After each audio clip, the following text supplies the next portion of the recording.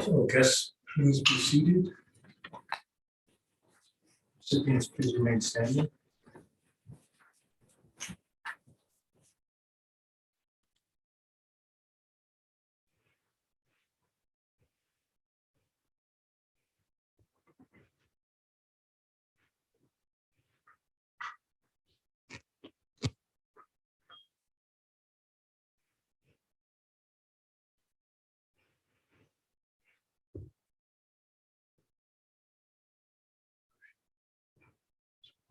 Would you like to offer some opening words? Yes, you can say that out loud. Would you like to offer some opening words? Thank you.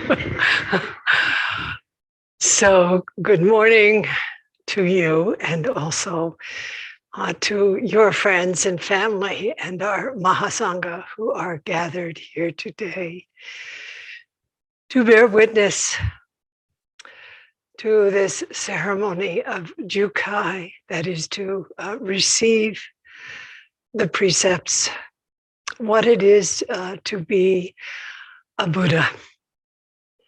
Why not now? I always say, why wait? This is a wonderful opportunity to suddenly shift the sense of time, not about being a future Buddha, but what is it to be really awake now? And the precepts carry that sensibility, and they carry you.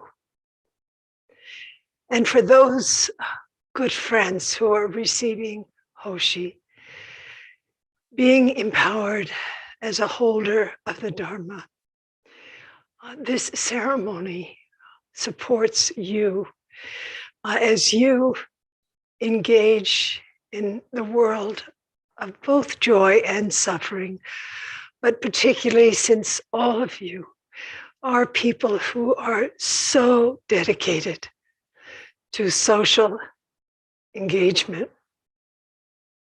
I remember when Rhonda asked to receive Jukai, she said, you know, I really get Bernie's thing. And I want to, you know, sort of stand under Bernie's roof. And Bernie had a big roof. And you too have a big roof. So I'm so grateful that you will receive this empowerment, which allows you, with my joy and faith in you, to teach the Dharma in the secular worlds in which you serve, and also in your home temples, wherever they are. And to also to enter into deeper relationship with people who want to meet you person to person, warm hand to warm hand, to explore their practice. So this empowerment also supports you in giving interviews, meeting people heart to heart, warm hand to warm hand, as they are engaged in their spiritual formation.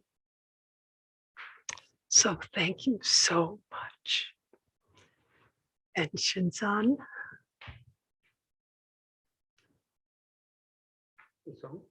No? Yeah. Good morning, everybody. And good morning to everybody who is watching us through YouTube and Zoom, all the Mahasangha. Thank you for joining us in this ceremony. I'd like to say that I'm very honored and privileged to be here. And now all of you, they're going to be into rite of passage, receiving the precepts and renewing the precepts. And also for myself, it's a rite of passage to be here with my teacher, Hoshi John, and being in this beautiful temple, considering my home. And it's going to be a rite of passage as well. And what wonderful to be here in front of you and be really guarded by these three wonderful teachers, and Kati, Hoshi, and Monshin. It's just I will say this is the 3 pillars of Zen, for those who don't. So thank you for taking this step and this commitment. Like Roshi said, what does it mean to wake up in these times? They're getting more difficult and challenging as a human beings to come together. So through this ceremony and your personal vows and the ethical guidelines of the Buddhist teachings is going to support your life, but also it's going to touch many, many beings through your behavior. It's not about perfection. It's not to be perfect. It's about conducting your life and do your best and aspiring to be this bodhisattva that we need here in these times. And thank you, thank you, thank you.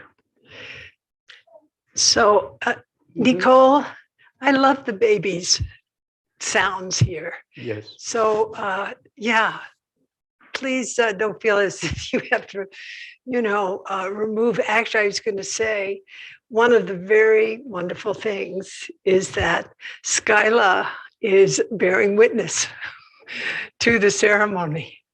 And it's just such a joy to hear the kind of coo and gurgle and cries of a little one in our midst. It's not like a bunch of uptight sort of Buddhists. We're multi-generational here. Skyla's how old, Nicole? Wow. 5 months on Tuesday. Mm. So happy continuation day, Skyla. And just as we're saying, it's fine for Skyla to stay in the Zendo and coo and gurgle. It's also fine for you to stay in the Zendo and coo and gurgle. So, we should all relax and, as Shinzan has said, just be in the honey, the nectar of faith and love that is present.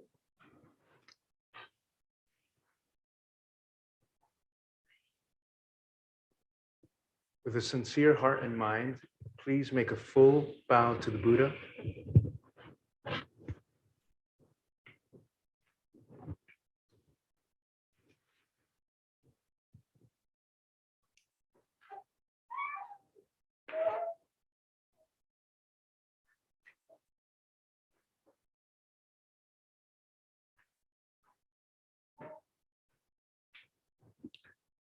With a sincere heart and mind, please make a full bow to all those who have supported you.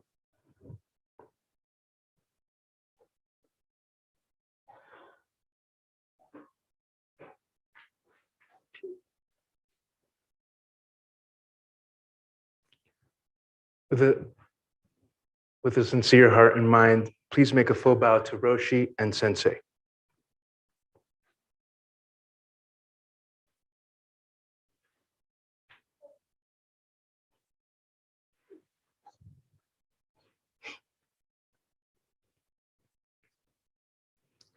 Now please kneel in Shoki. Frank and Brooke, you can sit.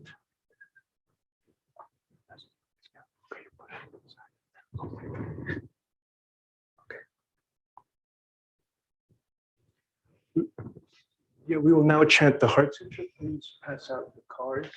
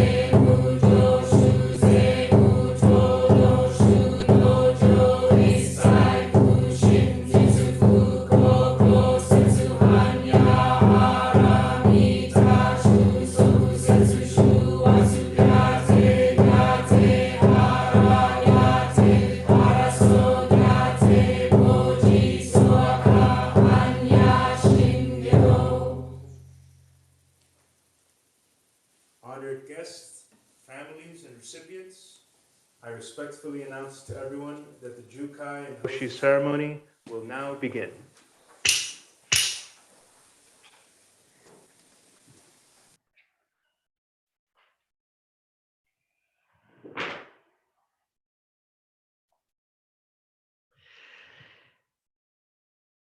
I will now invite all of the energies that we practice with into this mandala, into this circle, to presence your commitments.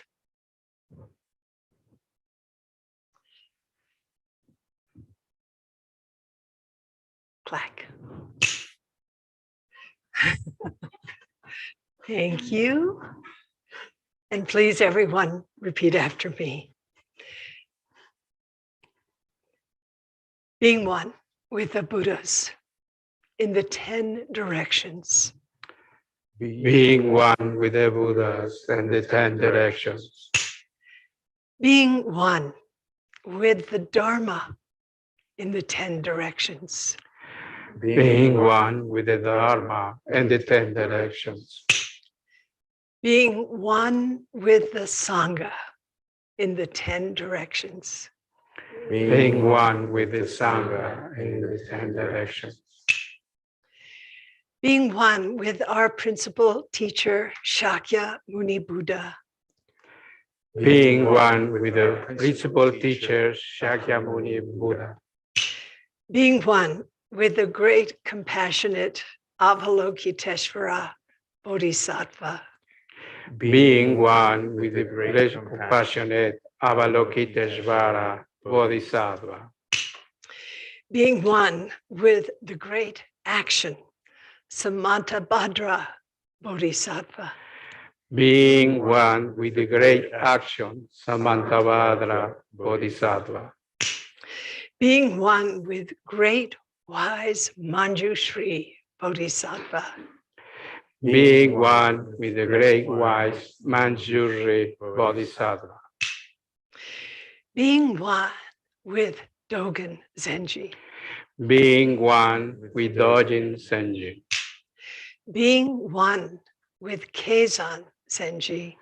Being one with Keisan Senji. Being one with all the great teachers in our Bodhisattva lineage. Being one with the all great teachers in our Bodhisattva lineage. Recipients, please stand and make one full bow.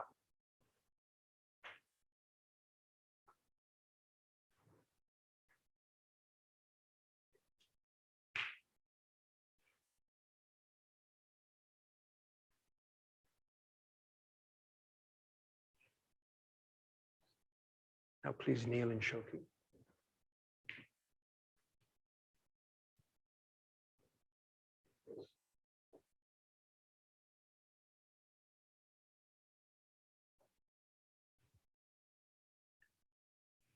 Wishing to receive or renew the precepts, you make atonement.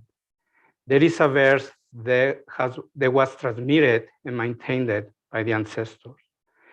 Please, everyone, chant this verse with me now.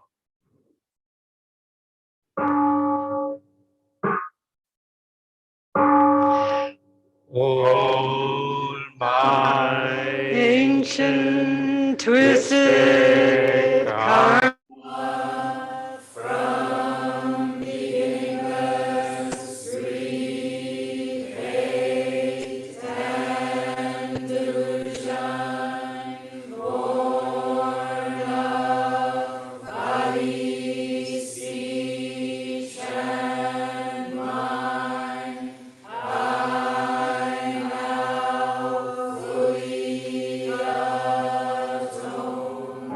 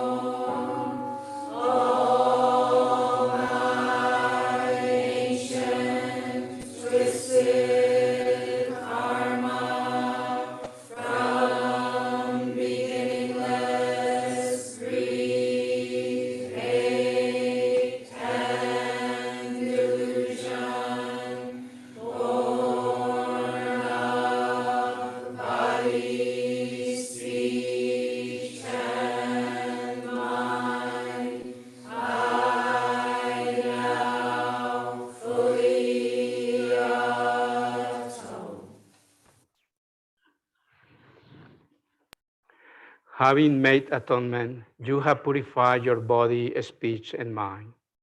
Now you will reveal yourself as the three treasures, which have the three virtues and merits of the one body three treasures. You realize the three treasures and the maintained three treasures. When once you reveal yourself as the three treasures, all virtues and merits will be in complete realization.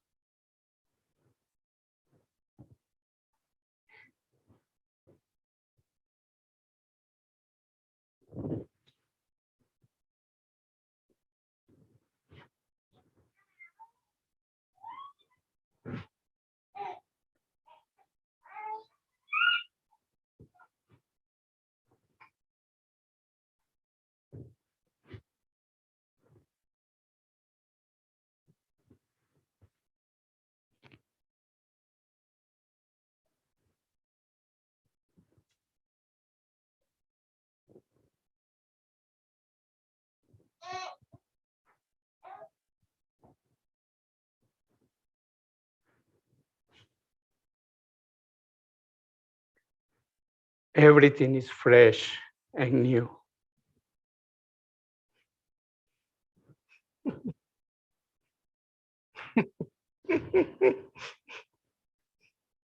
All recipients will now receive or renew the precepts. First, the three treasures. Please repeat after Roshi and Sensei, but say being rather than be.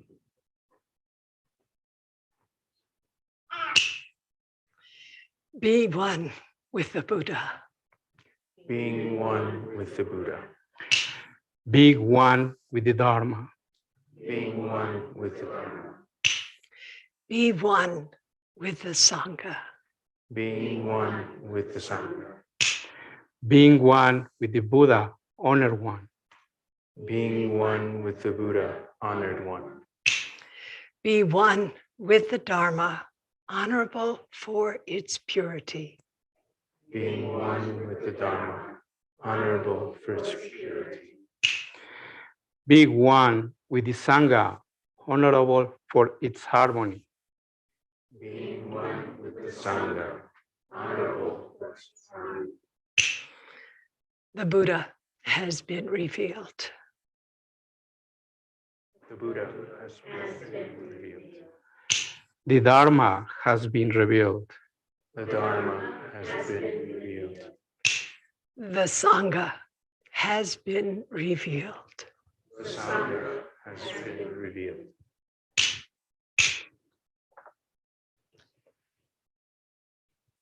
The three treasures are revealed in this way. And from now on, the Tathagata Buddha, complete enlightenment and perfect wisdom are your guides. Do not follow false or misleading ways because of the great benevolent compassion of the Tathagata Buddha. You have revealed the three treasures as those. Will you maintain them? I will. Will you maintain them? I will. Will you really maintain them? I will. Recipients, please make a full bow.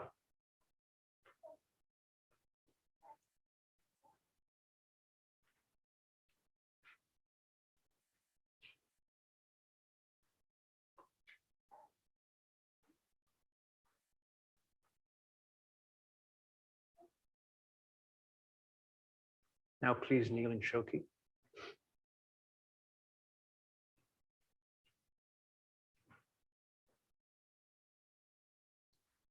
Next, you will receive the 3 pure precepts.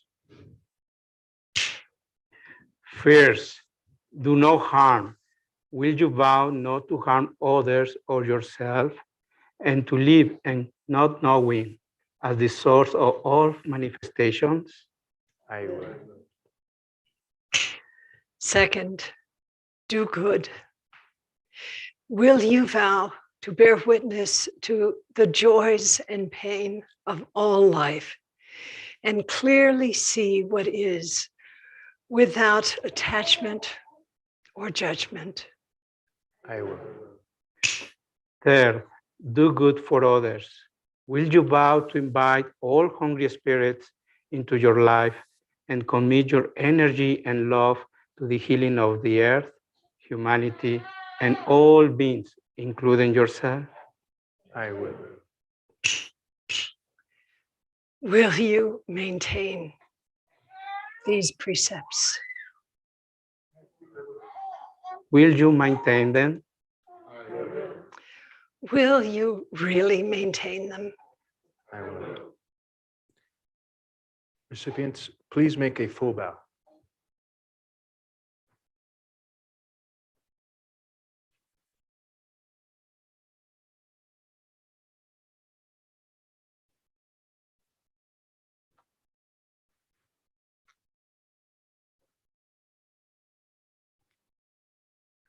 Now please kneel in Shoki.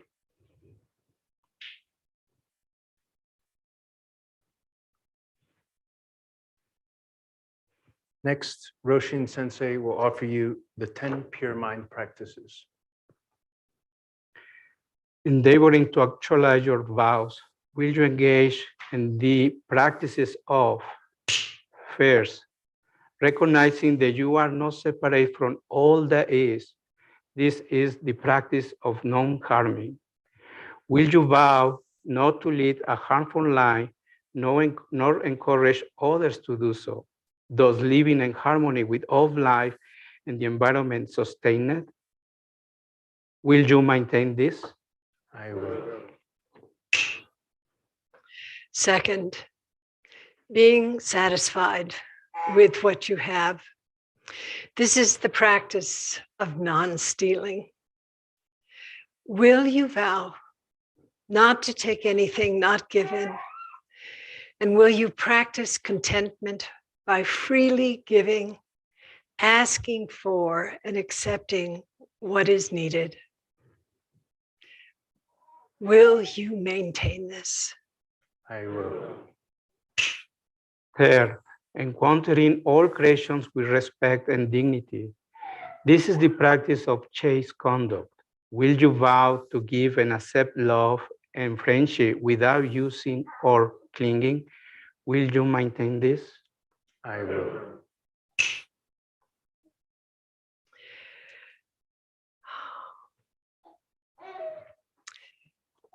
Fourth, listening and speaking truthfully and with great kindness. This is the practice of non-lying. Will you vow to communicate compassionately and constructively, purposely deceiving and harming no one? Will you maintain this? I will. Fifth, cultivating a mind that sees clearly. This is the practice of not being deluded. Will you vow to embrace all the experiences directly without the many intoxicants of this world? Will you maintain this? I will. Sixth, actualizing kindness. This is the practice of not talking about others' errors and faults, bearing witness to what each moment offers. Will you vow to realize that you are not separate from any aspect of life? Will you maintain this? I will. Cultivating humility. This is the practice of not elevating yourself and blaming others. Will you vow not to blame or judge others, nor compete with others or covet recognition? Will you speak what you perceive to be the truth, practicing inclusiveness? Will you maintain this? I will. 8th, being generous. This is the practice of not being stingy. Will you vow not to foster a mind of poverty in yourself or in others? And will you use all the ingredients of your life, giving your best effort and accepting the result? Will you maintain this? I will. 9th, transforming suffering into wisdom. This is the practice of not being angry. Will you vow not to harbor resentment, rage, or revenge, and let anger teach you? Will you maintain this? I will. 10th, honoring life as a source of compassion and wisdom. This is the practice of not disparaging the 3 treasures. Will you vow to recognize that all beings, including yourself, are expressions of oneness, of diversity, and of harmony? Will you maintain this? I will. These are the 10 pure mind precepts. Will you maintain them? I will. Will you maintain them? I will. Will you really, really maintain them? I will. Recipients, please make a full bow and remain standing.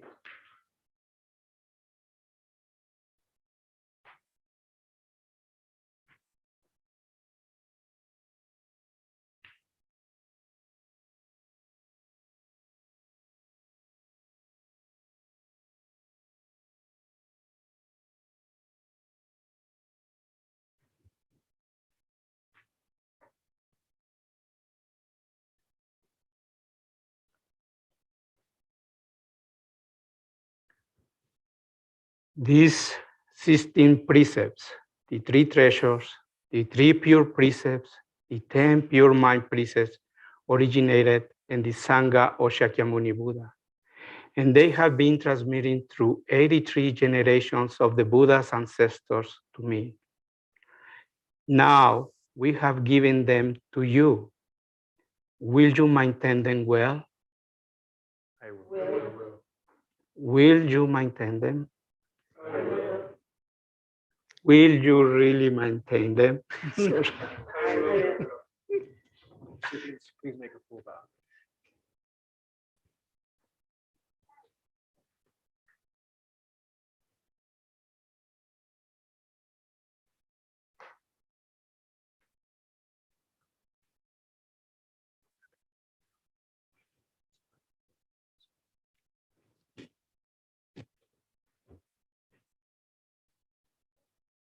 Elizabeth and Linda, please come up. Hoshi recipients, please sit comfortably. And if Sarah, get them.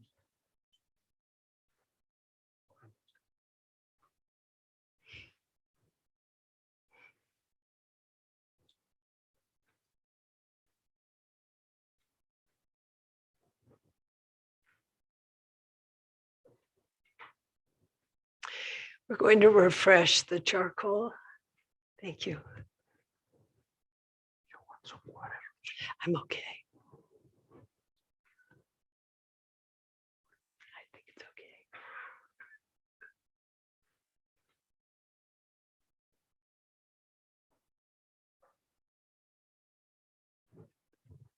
Actually, I want some charcoal. It's happening.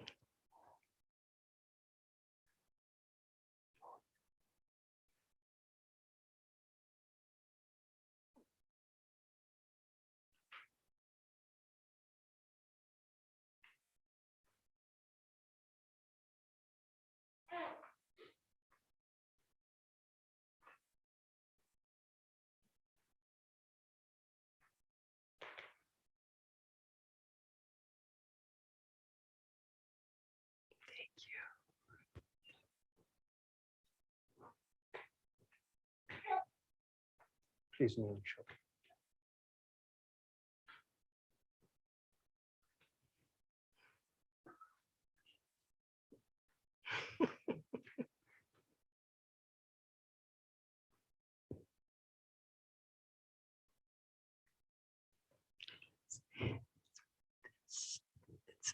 It's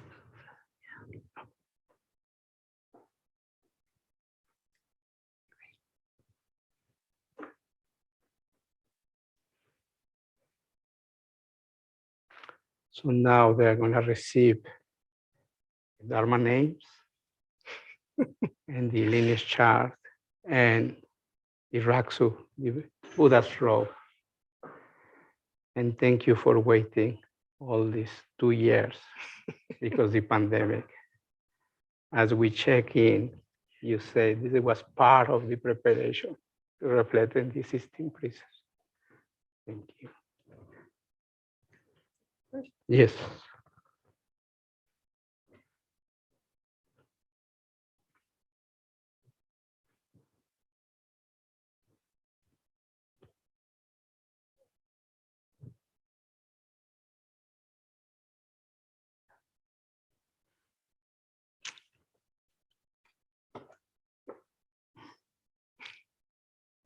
Elizabeth G.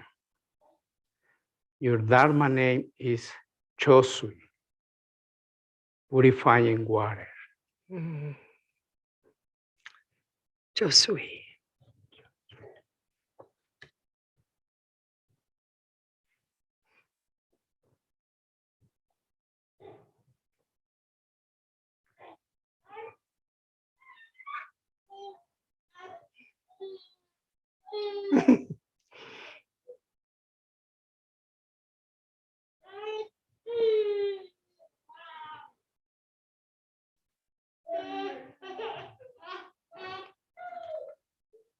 So this is the lineage of your ancestors, Dharma teachers.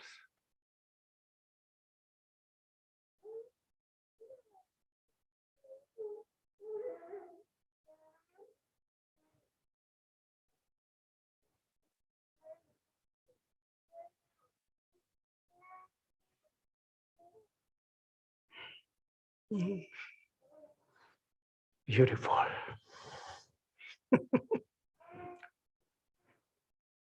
This is the robe of Buddha.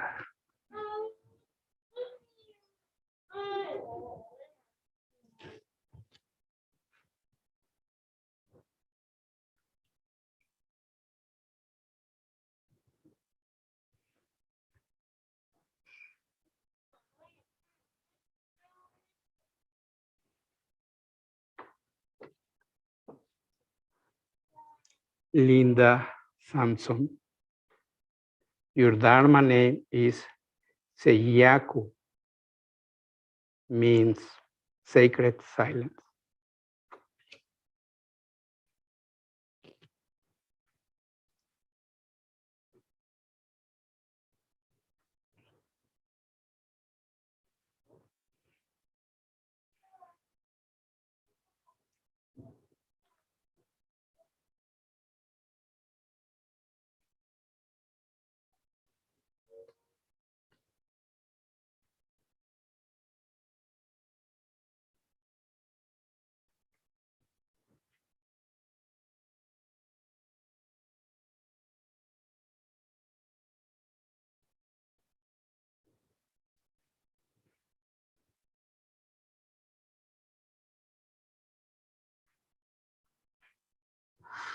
Two years spent this Raxo in San Diego.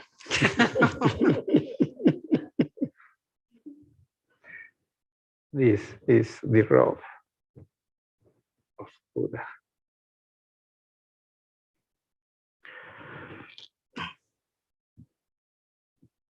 Recipients, please repeat after me. Bodhisattva Mahasattvas, Bodhisattva Mahasattvas, please concentrate your hearts on me. please concentrate your hearts on me. I, say your names, I, Chosui and Seiyaku. Chosui and Seiyaku. Now receive the 5-striped robe Now receive the 5-striped robe. and vow to maintain it. Vow to maintain.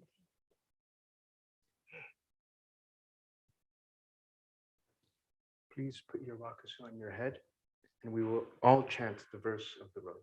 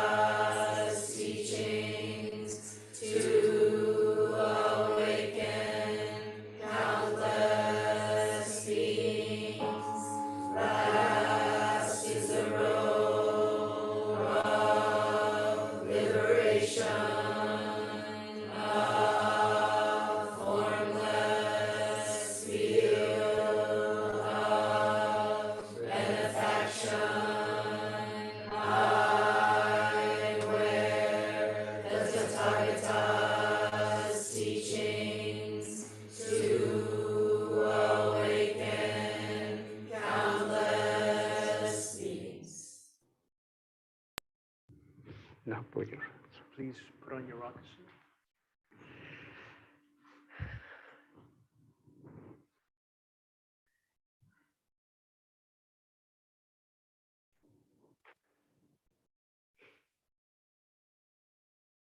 Now please stand and make one full bow.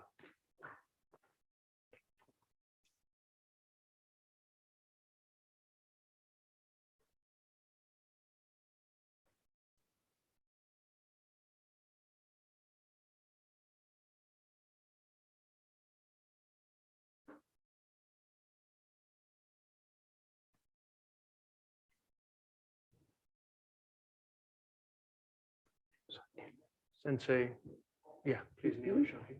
Sensei will now chant the gata on receiving the precepts.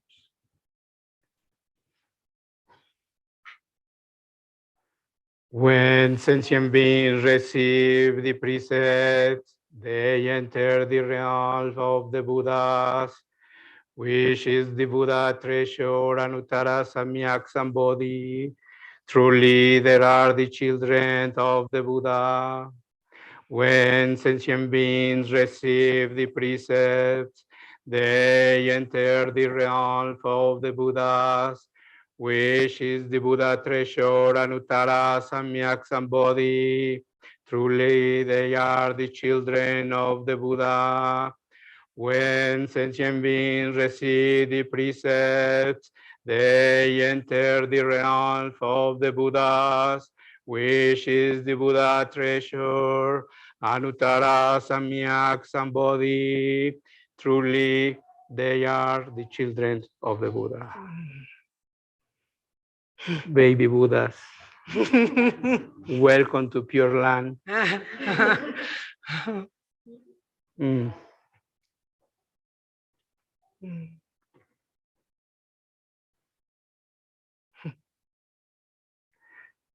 You think that this is the end, but no. It's the beginning of walking the path of the Buddha. So you enter, like Adichan said, to the realm of the Buddhas. To remember that.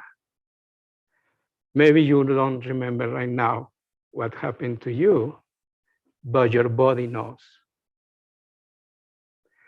And always, this ceremony is not receiving the precepts. It's part of it, but it's about going for refuge to the three jewels and to remember your Buddha mind, remember your true self, the Dharma, the teachings, and the Sangha. And we need this practice. And we are here thanks to the third refuge, the Sangha. So this ceremony, many people are bearing witness to your commitment, walking this path. And we are going to fall off. We are going to make mistakes, but we need to come back. That's the practice. And this practice is not about good morality or be dogmatic related with the precepts. This combination of meditation or yusasen, that you can attain wisdom and you can have the discernment when sometimes we need to break the precepts. And then the precepts are guidelines for you, for your life. They're gonna make you to be safe, to protect yourself and to protect others. Just if we can cultivate only one, we cultivate the 10. And this one is not to harm, just not to cause harm to yourself and others. Thank you so much. And I've been so honored to be your preceptor. I'm very grateful to be with this wonderful team. Now, enjoy it. Enjoy your samadhi. Oh. Thank you. Chosui and Seiyaku.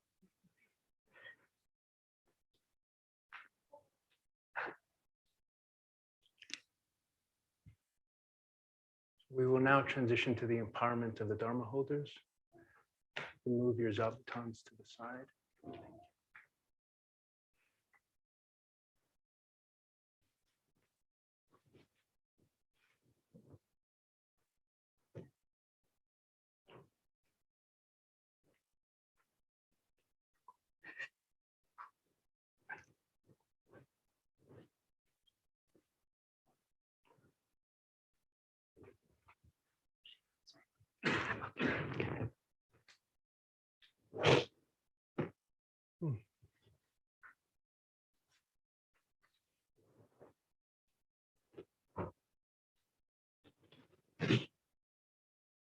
Hoshi, would you like to offer a few words?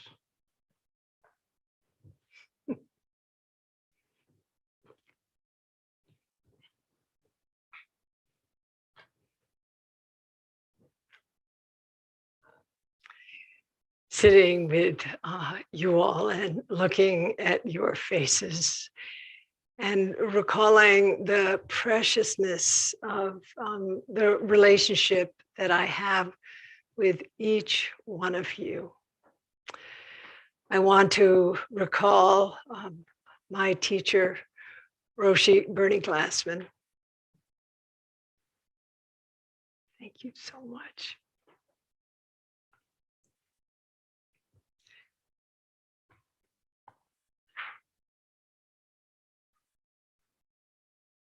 Who was so dedicated to an expression of Buddhism, which was deeply inclusive.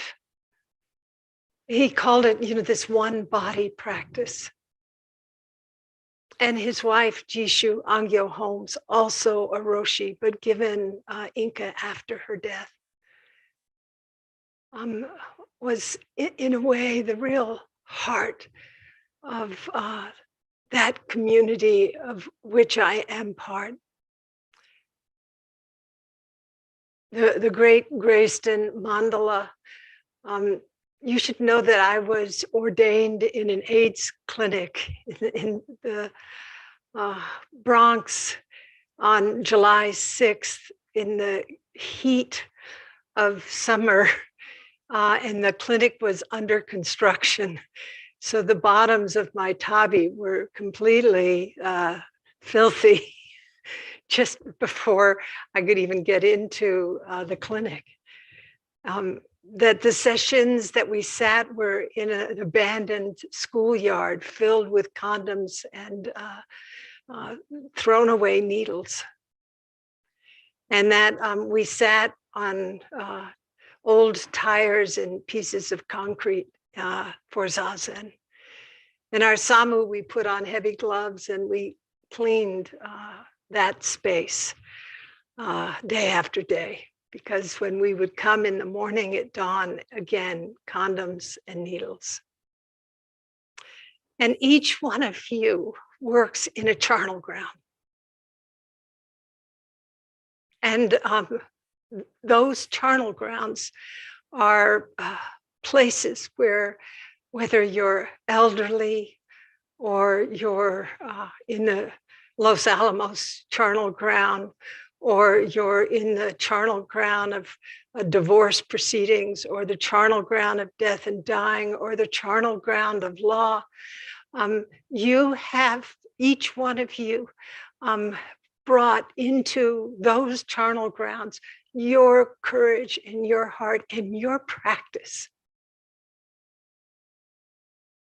And I think if Bernie and Jishu were alive today, they would be so grateful for your commitment to be in this world of deep suffering, but also the way that you bring joy. I think about Rhonda.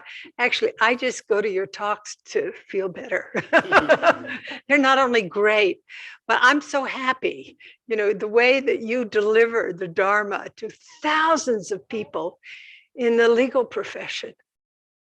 I mean, you know, this is not only about suffering, it's also about joy. So the fact that you have chosen to actually serve in the charnel grounds, but to bring happiness into the midst is so important. Because honestly, this one little story, I took this beautiful picture book that was in our bookstore. I just grabbed it. I was going to fly to Maui to spend some time with Ram Dass.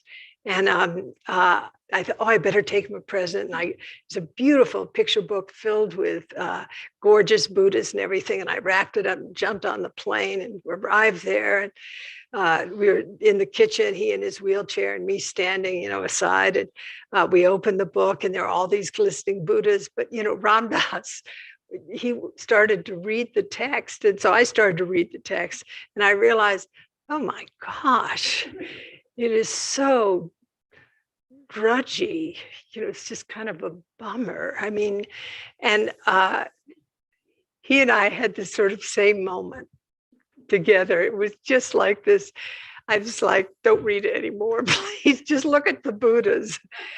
And one of the things that you five carry is this joyful heart. That is really important. Being a sourpuss Buddhist doesn't do anything for anybody, and you know it. And I thank you for your joy on the path of service. You've actualized it genuinely in your life. And I also thank you for the faith that you have in the Dharma as a path of liberation, not only for you, but for all those whom you touch. The Sisters of Mercy. Is that right? The Sisters of Mercy, yeah. Those old nuns whom you chose to serve. Those young law students whom you have chosen to serve. Those janitors and scientists at Los Alamos whom you've chosen to serve. And those who are facing the anger and wretchedness of divorce, and you choose to serve those fragmented, fractured relationships to find a path through to wholeness. And oh, Frank, everybody knows, not only those who are facing death, but those who are fearful and those who grieve, and so many. So I just am grateful to empower you as Dharma holders.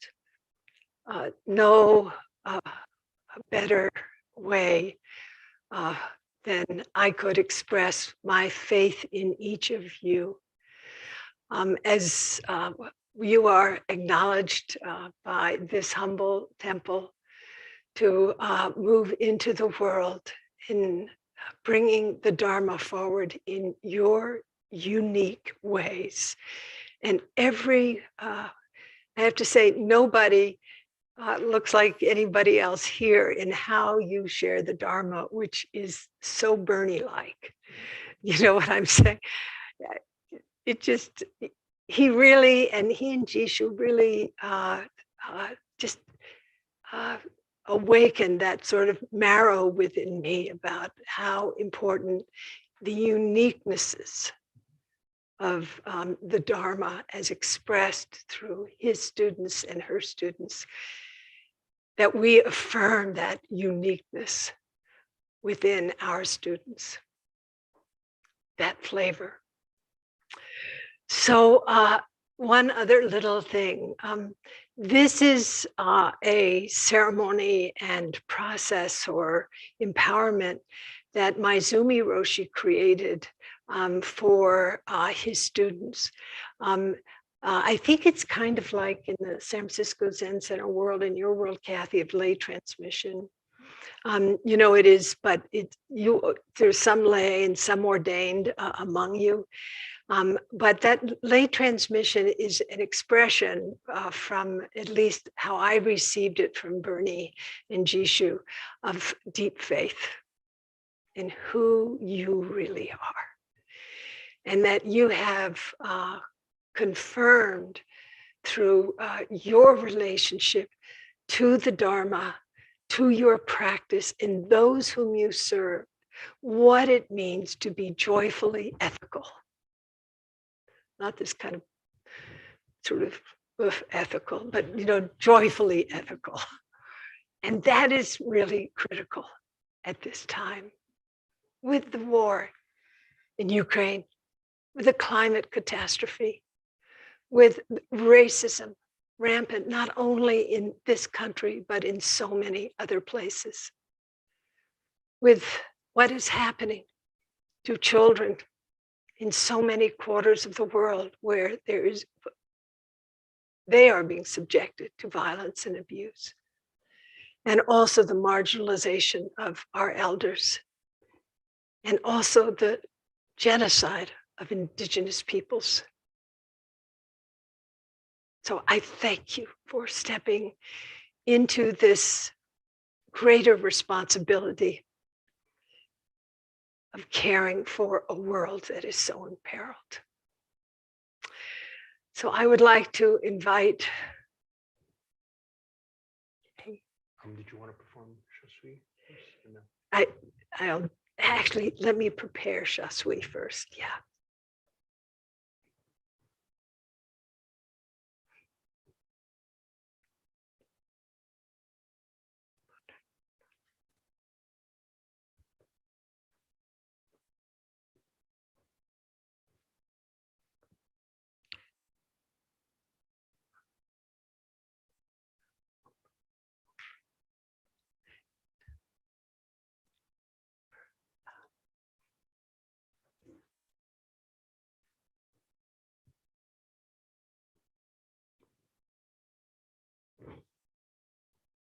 Okay. Kaishin. Yes. Yes.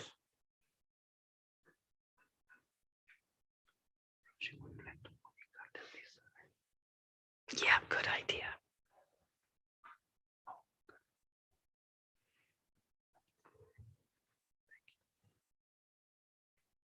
Show.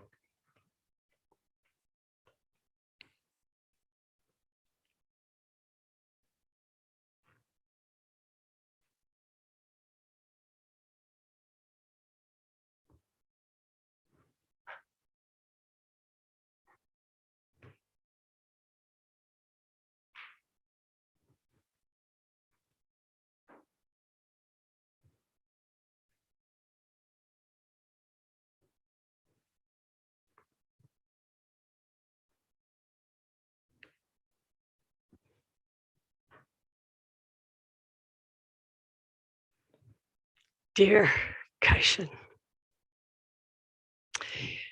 I'm so grateful for our loving connection. I look on you as a Dharma sister, someone where we're close in age and also so matched in ethos.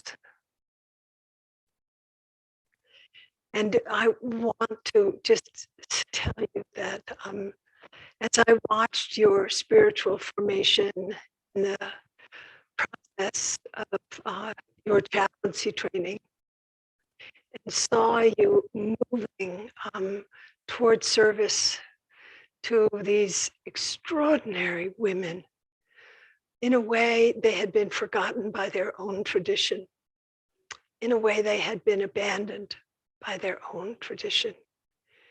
And you came alongside these sisters of mercy with mercy.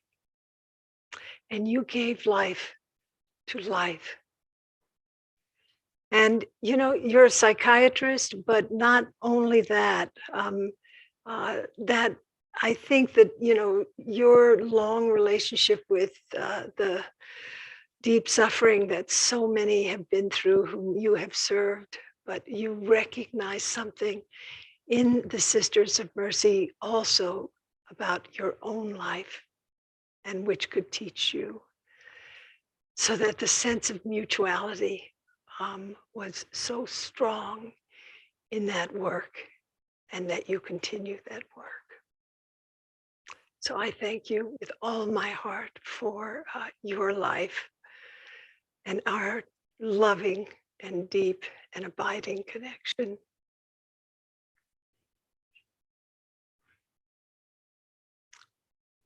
And then the Raksu.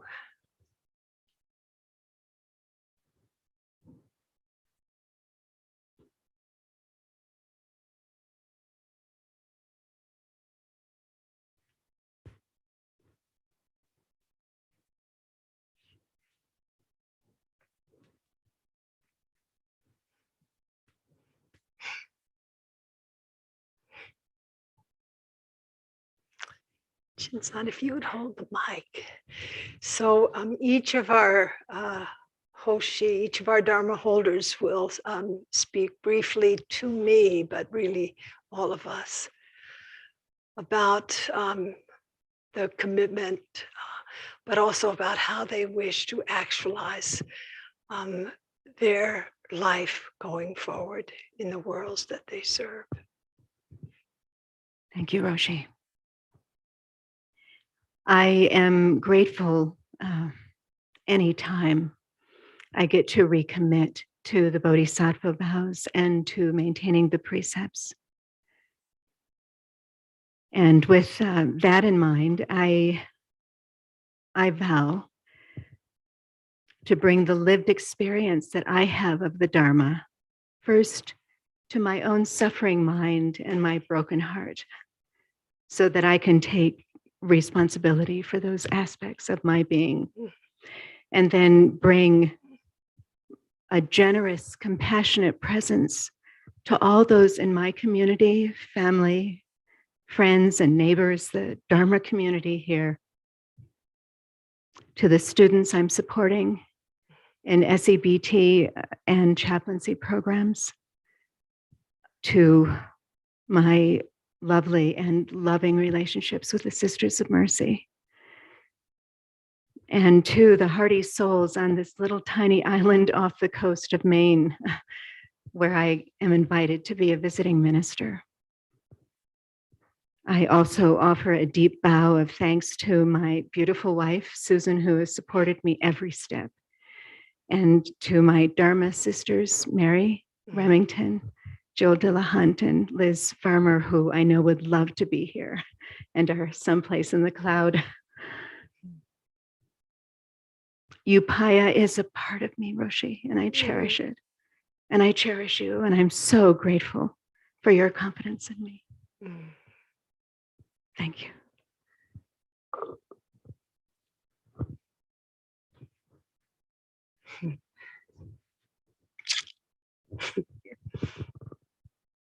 And I'll go anywhere with Band of Joy. Okay. And not everybody knows this, but this woman can sing and play the guitar. So I hope before all this is over, we have the benefit of that gift.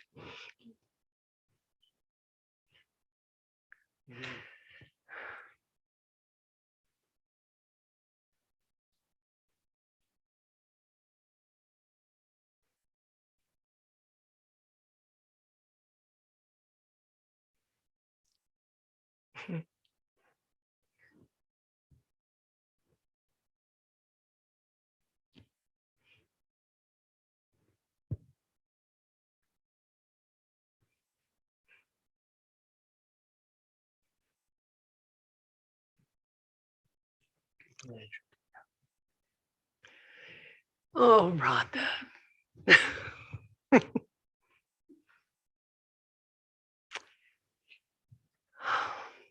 You have illuminated so many lives, not only in the world of law, but in the wider world, not only around issues related to race, where you communicate the painful realities that we as a society and that also that the world is caught in the grip of, but that you have a way of actually bringing the walls down, the walls of hatred and the walls of fear. It's incredible how you transmit through the differences and the resistances, love and wisdom. Your courage has touched so many. Your capacity to look deeply into the roots of suffering and also the deep roots of what will nourish who we really are. And that we have had this opportunity to form a friendship over these years where I've come to know you not just as, you know, this kind of glistening presence on the world stage, but also as a human being. So much humility, so much love, and also our deep Southern roots. And when I hear you talk, I'm just taken back home. And it's kind of like my relationship with Cinder Rushton. There's something, you know, in that Southern heritage for all of the pain in that world where the cooking is really good and the heart is incredibly warm.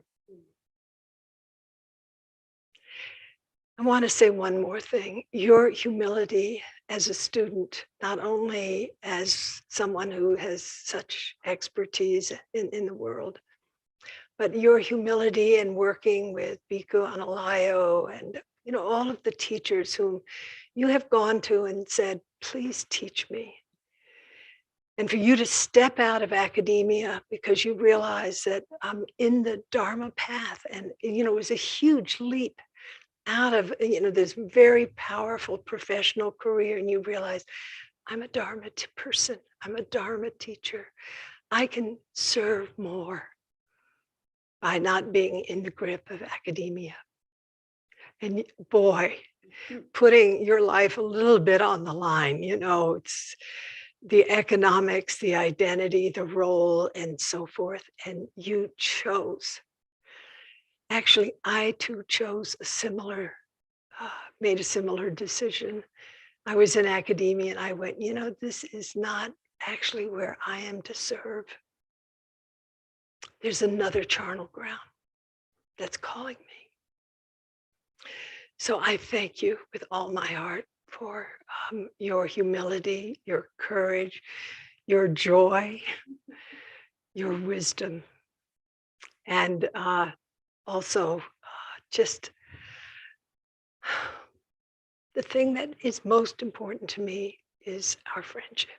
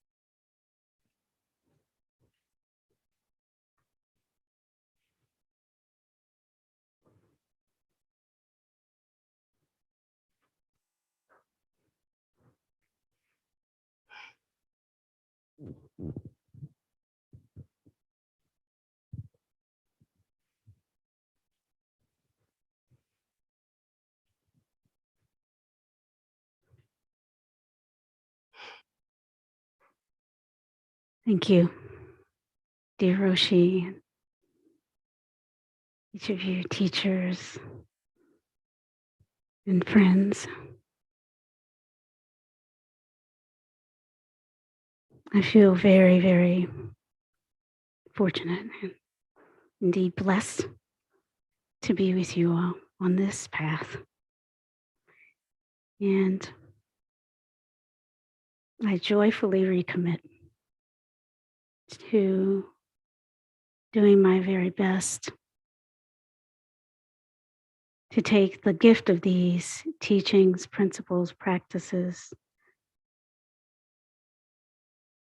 into my work with law students and people in academia, but really into communities where people are just suffering.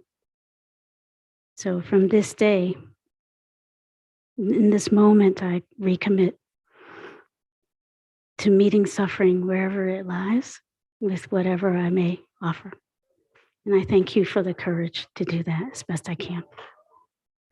Thank you. Mm.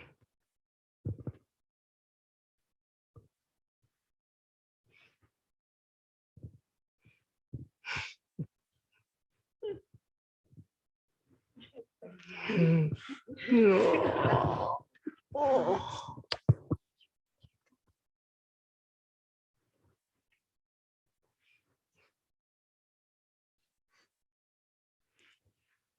Oh. How you doing, Cato? Bet those knees are barking, huh? It's all a little up and down there. Hope you can walk.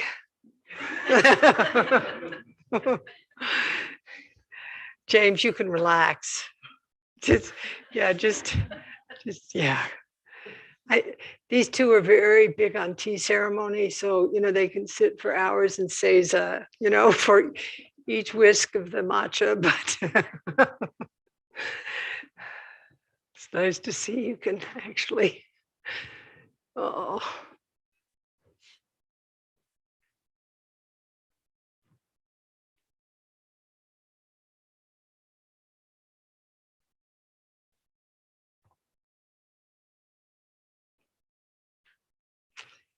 Oh, Cato-san. We met so long ago, maybe 27 years ago. 27 years, and I have to acknowledge Jitsudo Ancheta, who introduced us. Now he's gone, but it was an act of Dharma generosity for him to bring you into my life and Upaya's life. And as soon as we met, I had this just, oh, he's like my grandson. I don't have any grandchildren, so, but I had this feeling of just grandmotherliness, which has transformed over the years, actually. Your dedication as in the world of the society of the cultures that you hold here, which is really it's Tewa, Hispanic, and also probably Sephardim. I have a feeling that your some branch of your family fled from Spain as Jews. And of course, there's the branch that is indigenous and Hispanic without the Jewish heritage.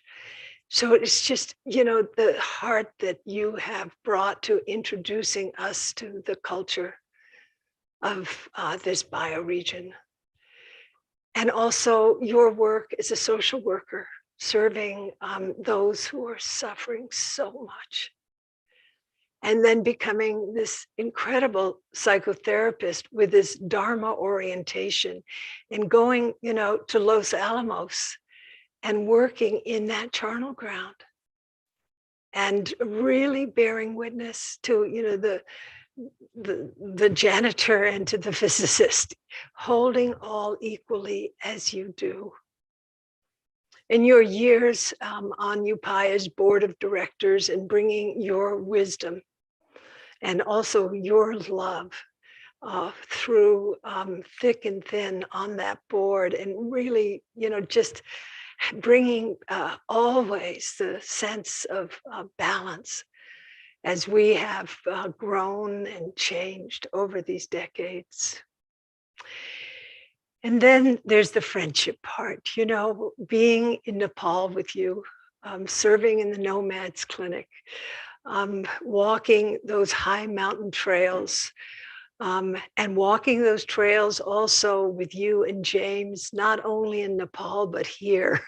The last time that I could actually really exercise my, trail power, I remember we went up to the top of what was it? Sheep's Head, and I met old Granny, as I'm with Noah and James and Troy, the young guys, and I'm just going, but I just beat the heck out of you coming down.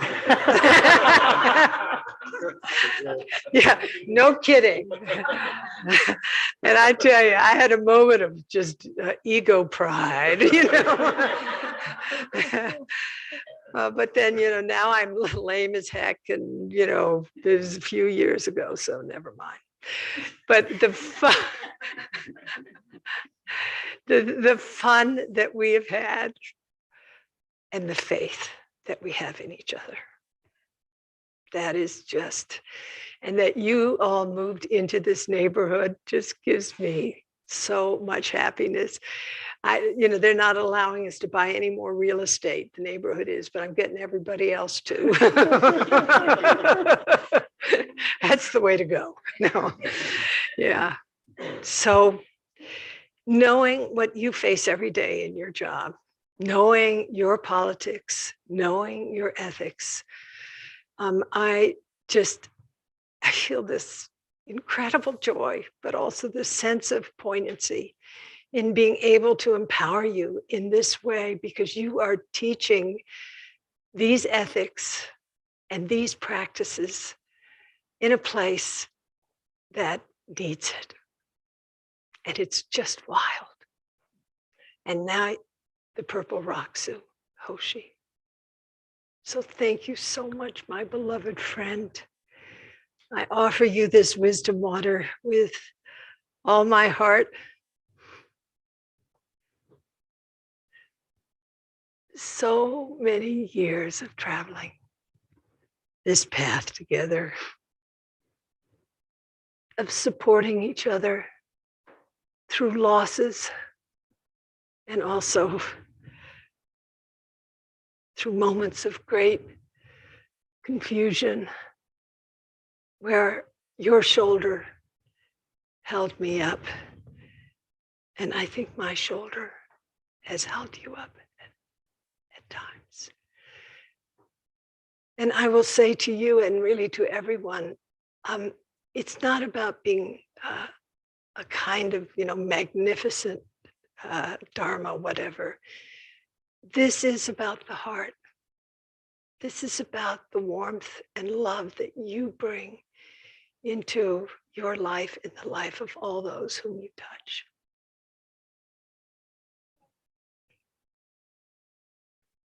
I love you so much. Now you have a little gray here.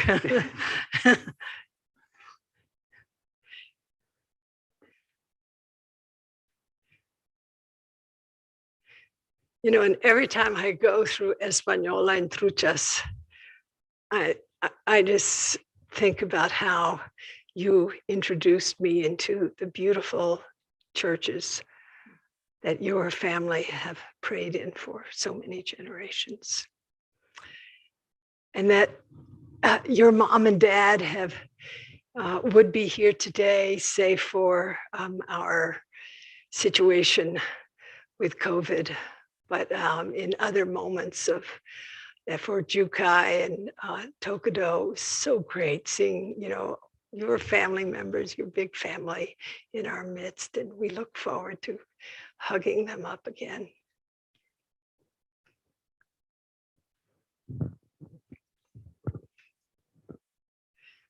So thank you, dear Roshi.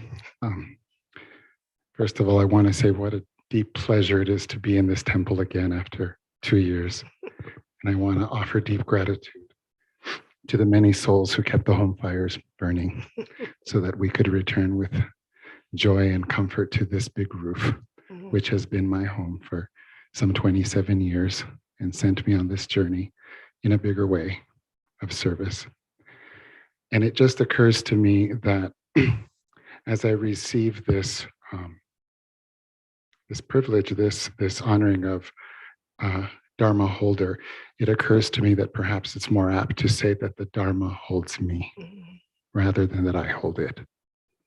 And in the spirit of being held by that Dharma, I want to call to mind my dear teachers who have shown up as Dharma in the form of teacher.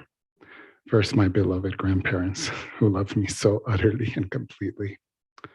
My parents, my dear partner James here supporting me today. And not least you, dear Roshi, who has invited me and encouraged me over so many years to stand in the fire, but not as a weenie, as you would say. That's a Roshiism. That's terrible. You weren't supposed to tell anybody. Yeah, the great trickster Roshi can invite you to know Dharma in a lot of ways. And so I love that humor and that casual but powerful way that you teach. And my commitment as I receive a reminder of this trust is really to honor my teachers. And also another teaching you once gave me is that love cannot be banked. And so I hope to give it all away.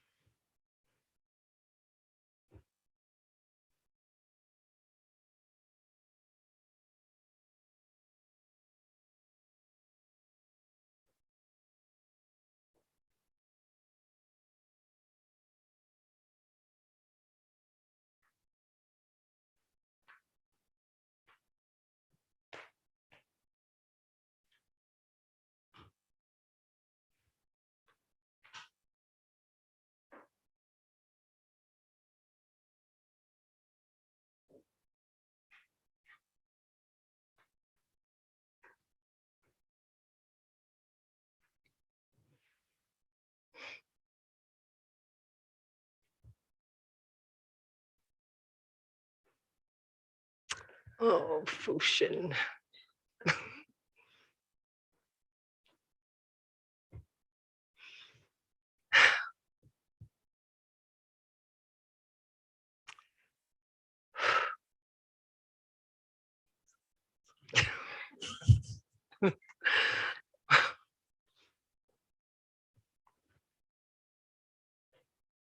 You're a man who always stays the course.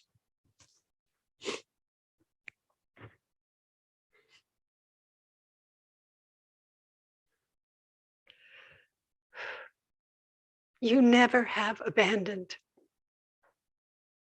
the practice, your friends, and your commitment to serve others. You have come along in so many different ways as a social worker, as a master of divinity and almost a Jesuit priest, as a lawyer, mediating in the most painful breakups between those who are married and whose families are just broken by the hatred between parents. You're also an artist, incredible writer, a poet, a painter, a bookmaker. You're also a pilot. And you haven't taken me on that flight yet, that way. And you're one heck of a hiker. Boy, I have been on the trail with you in the Himalayas and in the Sangres, and I've seen the power of your body to meet the mountain. But what means the most to me is the power of your heart, the power of your ability to love no matter what, the power of your playfulness, and the power of your loyalty. So I thank you so much. You and Troy have been close friends of mine for so many years. We have ridden together the waves of birth and death. And to be able to offer you, Hoshi, I do with absolute humility, knowing the depth of heart that you are and carry in the world. I thank you so much for our love for each other and also our faith in each other and also our capacity to play, joke, raise our eyebrows, and just be in wonder like two kids together. I keep saying that this ceremony is a ceremony that affirms love. And the love is between those that receive Hoshi, but it is also the love that you and our brothers and sisters here have actually expressed toward a world that is so beaten up. And that love is healing. So thank you for occupying the close neighborhood of my heart and also our physical neighborhood, a few minutes walk away, and for showing up here in the way that you have for so many years. I love you, James.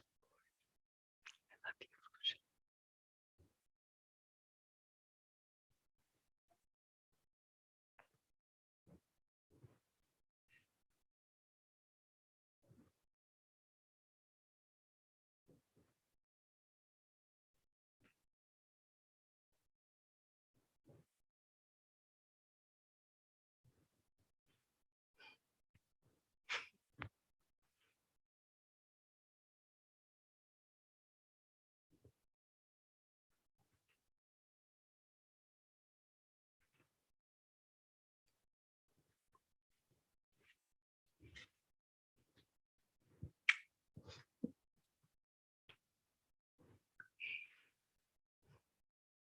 Dear Hoshi. Okay.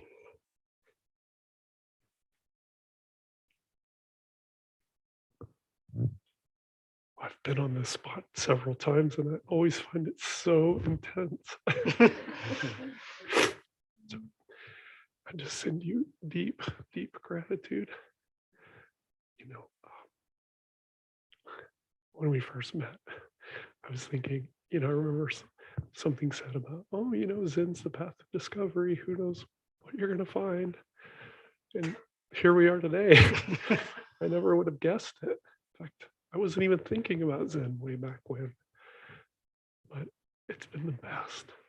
And you have been like utterly supportive. I always say that every single time I think about you. I'm like, you've always had my back and I've always got your back. And I'm grateful. I'm going to take this practice as I've been attempting for a number of years to really feed some souls and help people engage in a better world. And I give all my heart to do that. And I thank you for the opportunity to take these teachings and go into the world and hopefully make it a brighter place.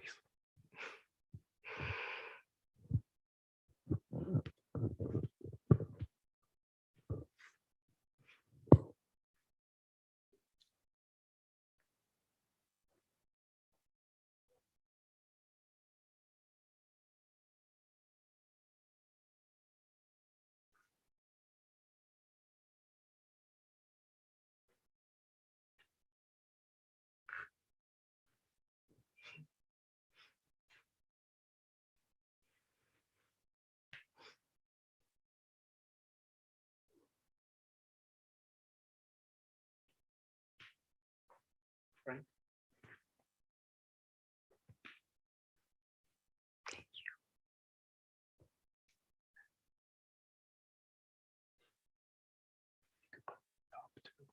Yeah, on top.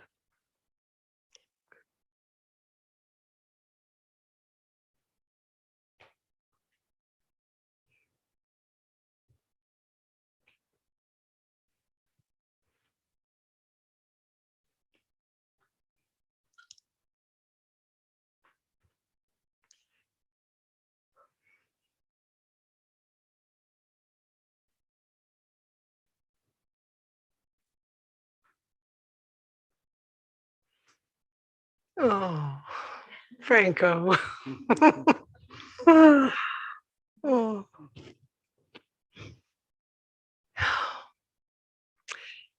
I want to begin by acknowledging Roshi Norman Fisher, Norman, her husband.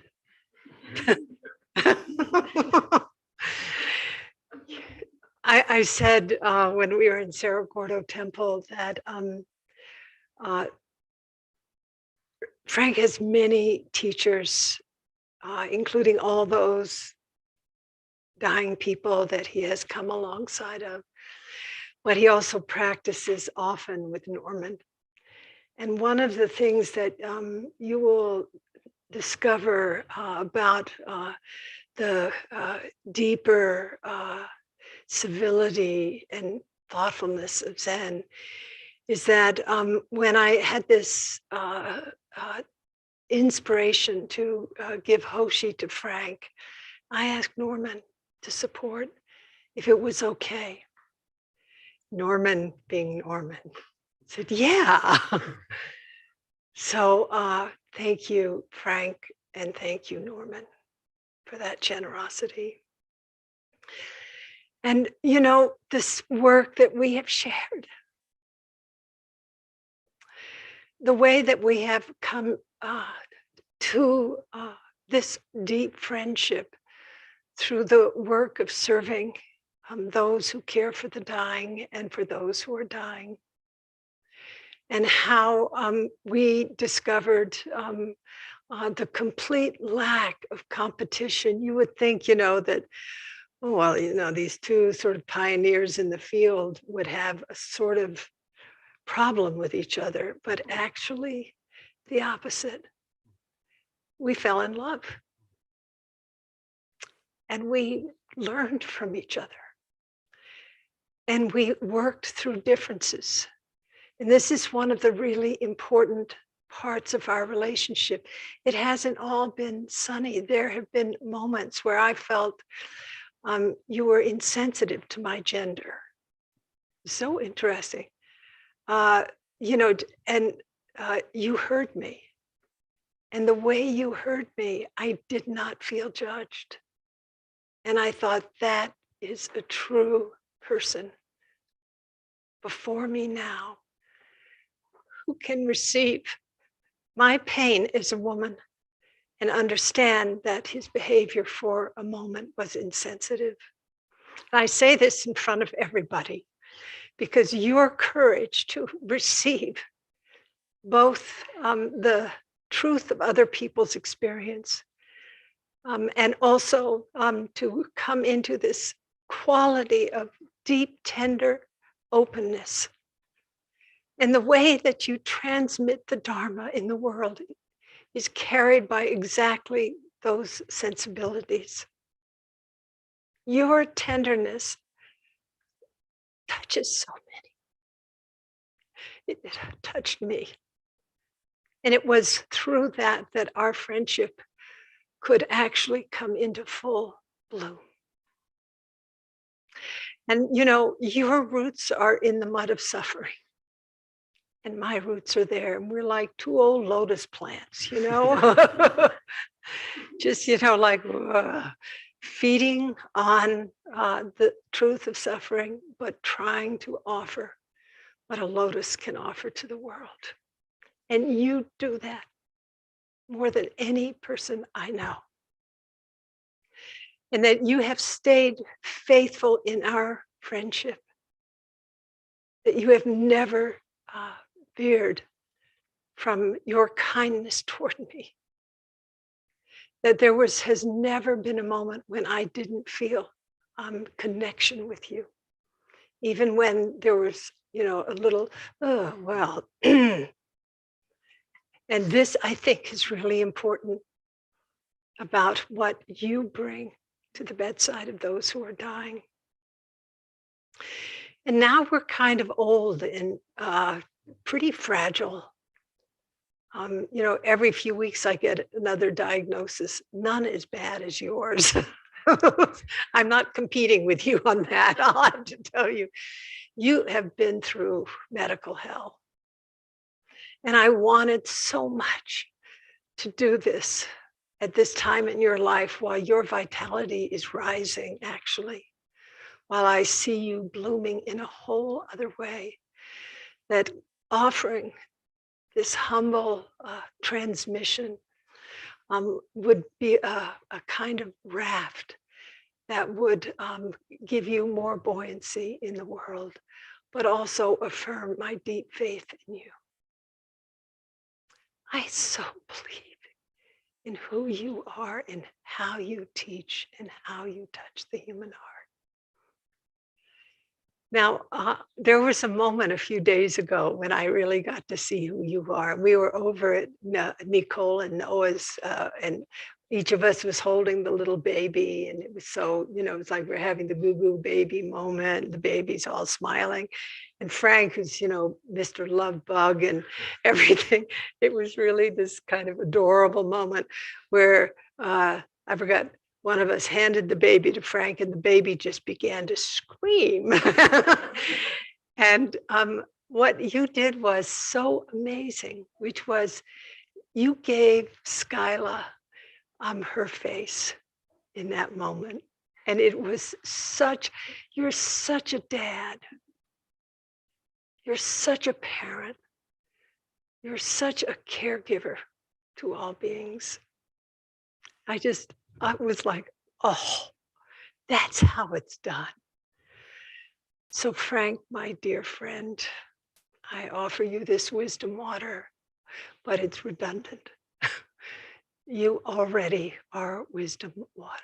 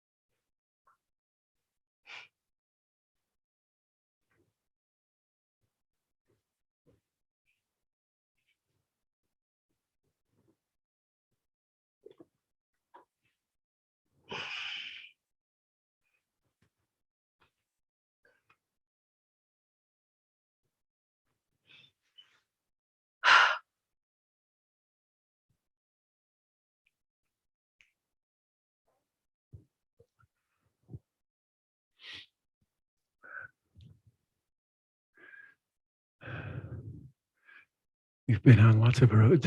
We have been. Tracks at Birkenau. Ram Dass's breakfast table. I want to thank you for your faith in me.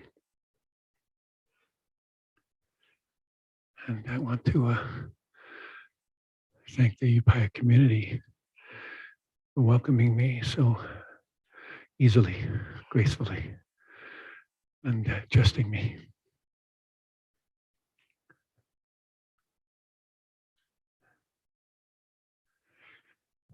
Wearing this rakasu, I want to respect how hard it is to be human.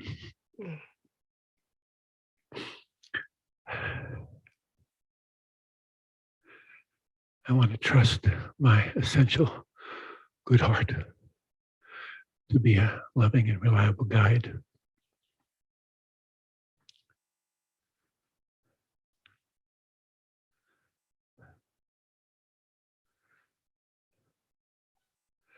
Like you, I want to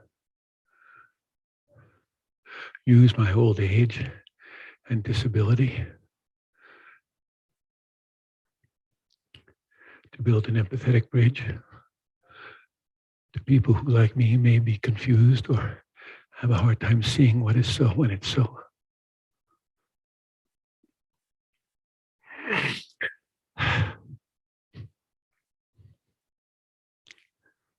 I want to recommit the rest of my life to compassionate action and social engagement.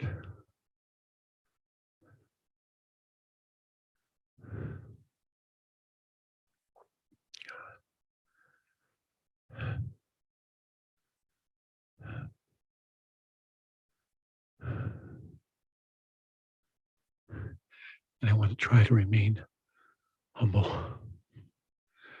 Doing that by keeping the good company of good Dharma friends, because I'm confident in our ability to help each other see what's true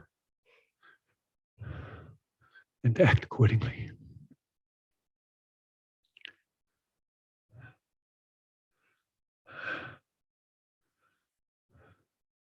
Maybe learn to listen more and talk less.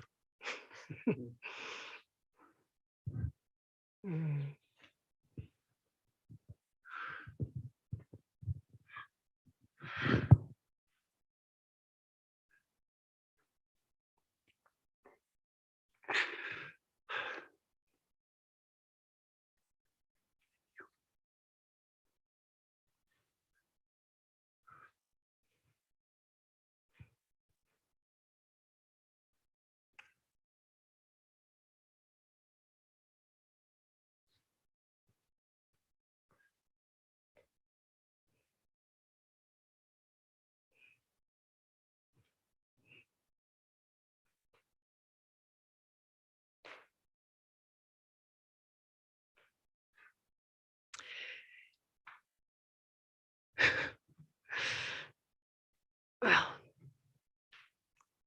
I suggest that you adjust your posture and make yourself comfortable, as there's one more person to receive Hoshi. Some of you must have burning knees. Hi, Chuck. Yeah.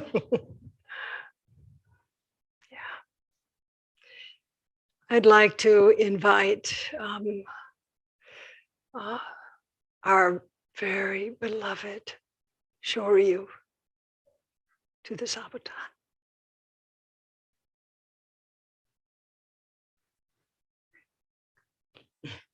Is Shoryu here?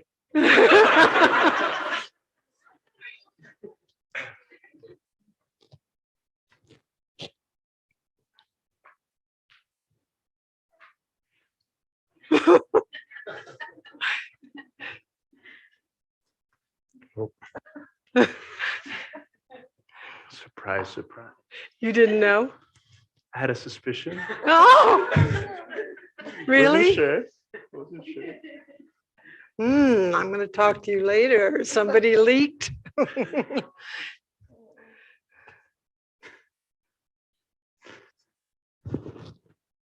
Oh. Oh, Shoryu.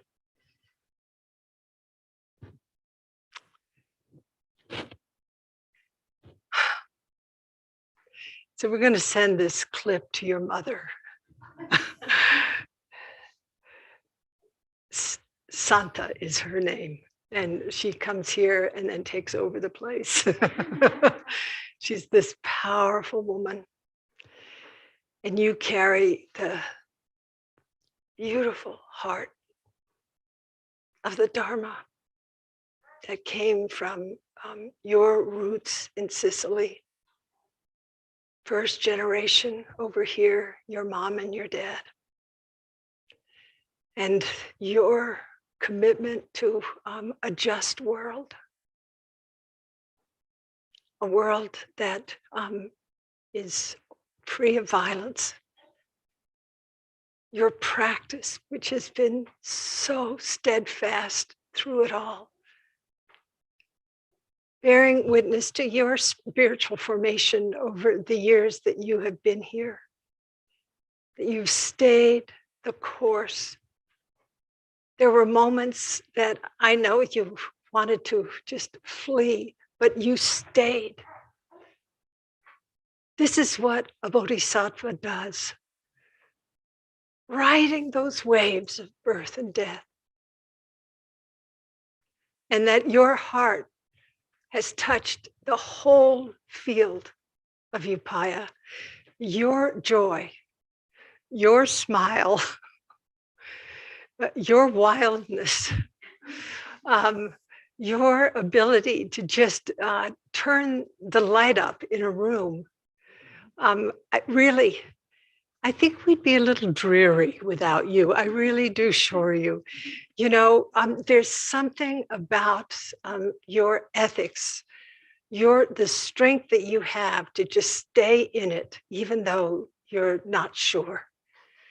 And at the same time, to bring joy through. And as I kept saying through each of our friends who received Hoshi today, it's about love. It's not about being snappy. It's not about being famous. It's not about having a big role in society. It's about humility. And you're cooking for the unsheltered week after week.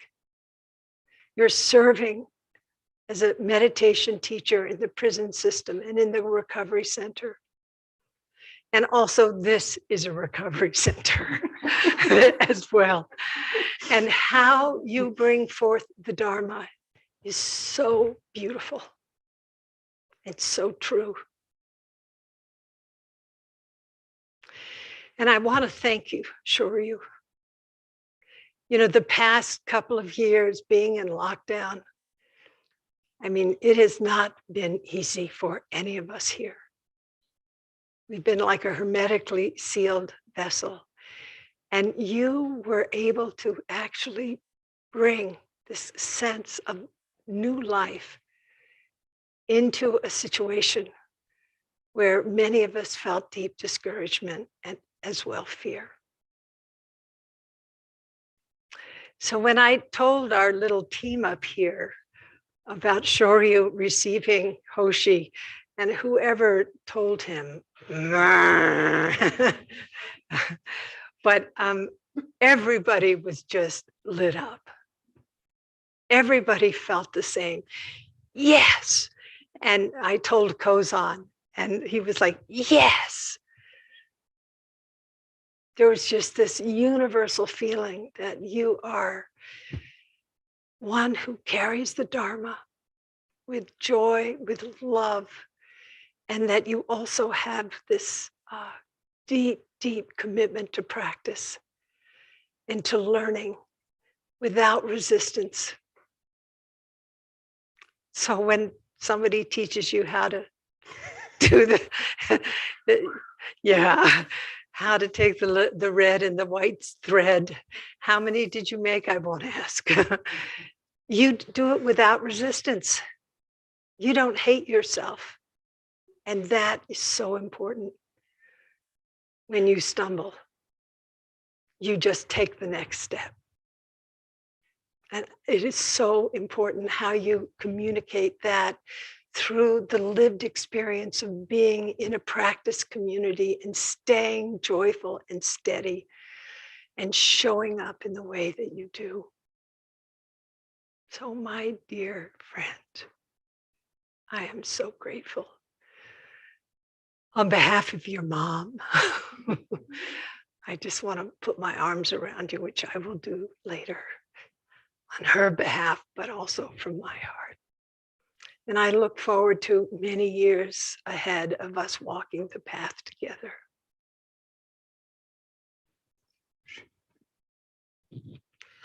So I offer you this wisdom water because you have truly brought forth wisdom in your life, and also so many who have passed through our temple doors.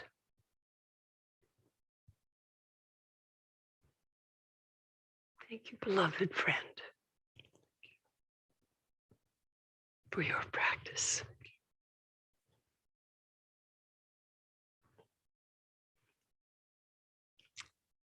I think there should be another Roxo around here somewhere. Oh, it's coming for the other direction.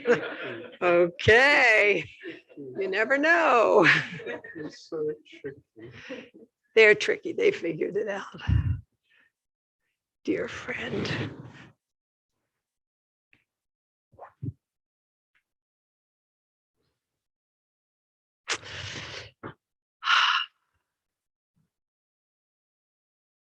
Say a few words. Oh, I'm mic'd. You're already mic'd.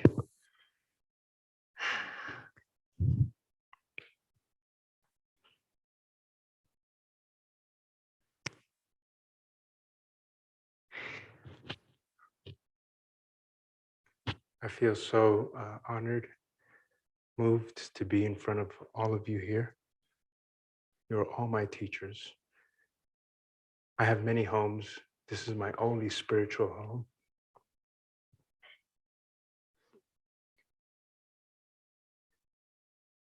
And I feel what we do here is so important. I've come to learn that every action we do can change the course of history. And that's what we cultivate, and how powerful that is.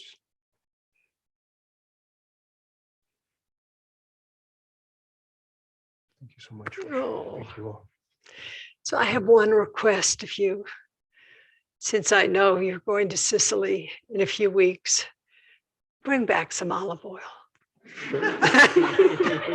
Sure. I'm telling you, it's the best olive oil I ever had in my life. And I would appreciate. No. This is not about olive oil, but it is. Oh.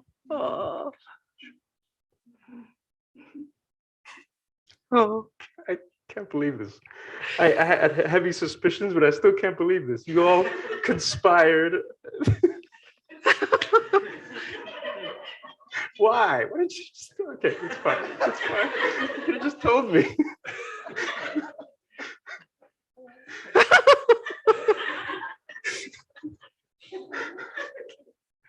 We're done. Okay.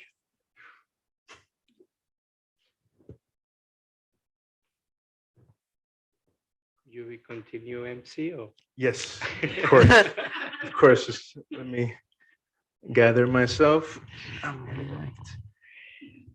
Everything is fresh and new.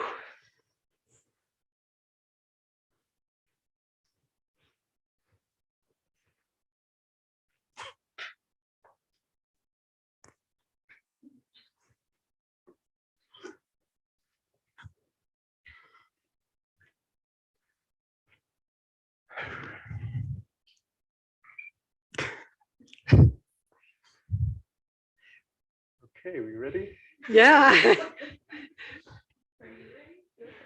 I hope so. Okay, so we will now have the ceremony of recognition. Teachers, please move to the sunroom entrance.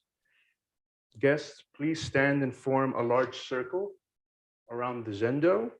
And recipients, please turn and face Roshi and Sensei and the teachers as they're at the sunroom entrance. Mhm.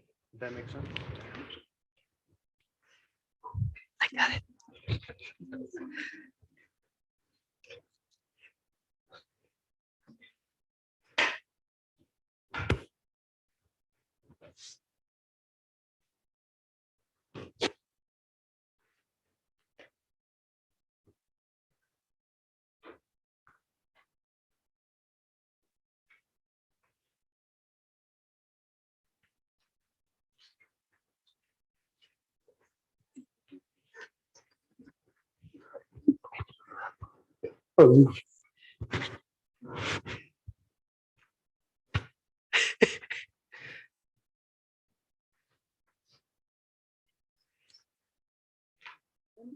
So now we will chant the words Buddha recognizes Buddha. Oh, yeah. Linda, yeah. So we'll chant the words Buddha recognizes Buddha, Buddha bows to Buddha. And when we say the word bow, please bow towards those who have received Jukai and Hoshi. And we circle. we'll circle around. No bells? Bells? No. Nope. Bells. Okay. Hoshi, would you care to start us off? All right. Buddha recognizes Buddha. Buddha bows to Buddha. Buddha recognizes bows to Buddha. Buddha recognizes Buddha. Buddha bows to Buddha. Buddha recognizes Buddha. Buddha bows to Buddha. Buddha recognizes Buddha. Buddha bows to Buddha. Buddha recognizes Buddha. Buddha bows to Buddha. Buddha recognizes Buddha. Buddha bows to Buddha. Buddha recognizes Buddha. Buddha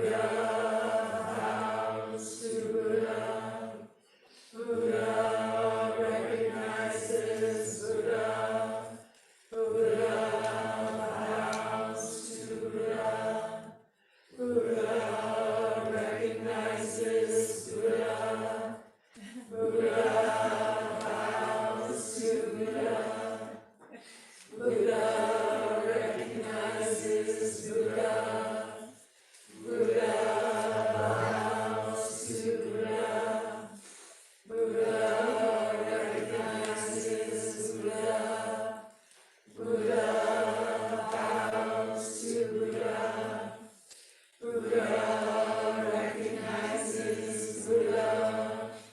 Buddha bows to Buddha. Buddha recognizes Buddha. Buddha bows to Buddha. Buddha recognizes Buddha. Buddha bows to Buddha. Buddha recognizes Buddha. Buddha bows to Buddha. Congratulations, you Bodhisattvas. We will now chant the 4 great Bodhisattva vows. Creations are I vow to freedom. Delusions are inexhaustible. I vow to transform them. Reality is boundless. I vow to perceive it. The awakened way is unsurpassable. I vow to embody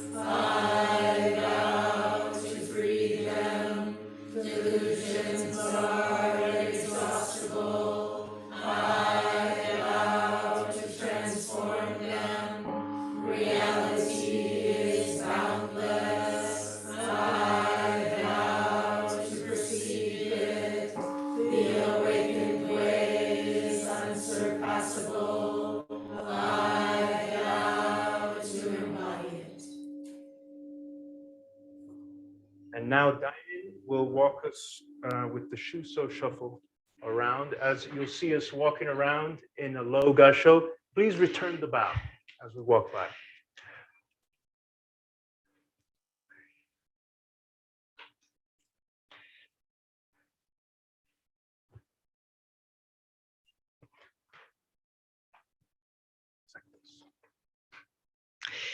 And you might wonder what this is. It's an expression of humility on the part of the recipients and of our gratitude on our part.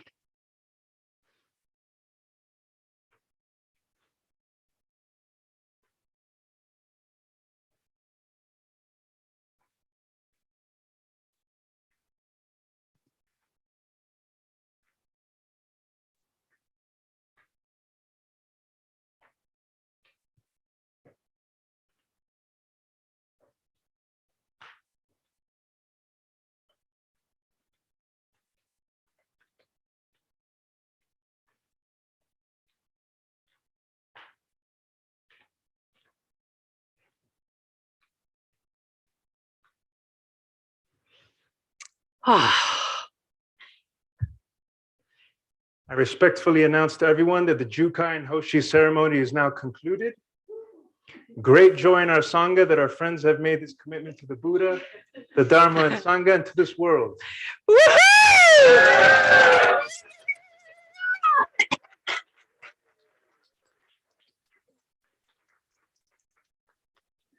Everyone, please stay in the Zendo. We will arrange for a group picture. The recipients, we will go to the founder's altar to pay our respects.